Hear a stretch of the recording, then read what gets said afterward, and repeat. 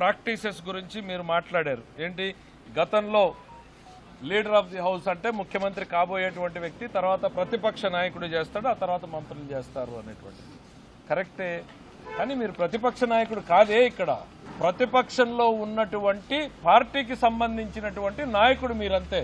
Difference ఉంది. Floor leader అంటారు మిమ్మల్ని. మీరు ఆ గ్రూపుకి నాయకుడు మాత్రమే తప్ప ప్రతిపక్ష హోదా కలిగినటువంటి ప్రతిపక్ష నాయకుడు కాదు. ప్రతిపక్ష నాయకుడి హోదాను డిసైడ్ చేసేటువంటిది చాలా స్పష్టమైనటువంటి డైరెక్టివ్స్ ఉన్నాయి. ఈ దేశంలో ఉన్న అన్ని శాసనసభలు ఫాలో అయ్యేటువంటి ప్రిన్సిపల్ అది. పార్లమెంట్లో స్పీకర్ మాల్వంకర్ గారు కొన్ని డైరెక్షన్స్ ఇచ్చారు. మీకు కాపీ కావాలంటే నేను పంపిస్తాను. సభ జరపడానికి కోరం ఎంత కావడానికి ఎంతమంది ఉండాలో అంతమంది ఉన్నప్పుడు మాత్రమే ప్రతిపక్ష హోదా ఇవ్వాలి అని.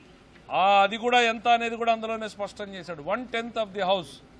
ఏమన్నారు మీరు?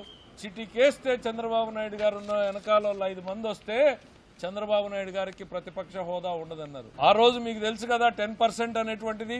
మీ నోటితో మీరే చెప్పారే ఇదే శాసనసభ సాక్షిగా. మళ్ళీ ఇవాళ వచ్చేసి ఆ 10% నిబంధన లేదు తూచ్. మీ ఇవన్నీ చూస్తూ ఉంటే ప్రజలు అధికారం తీసేసినా మీరు ఇంకా ఆ కొసరు అధికారం కోసం పాకులాడుతున్నట్టు కనపడుతుంది. మేమెవరమయ్యా?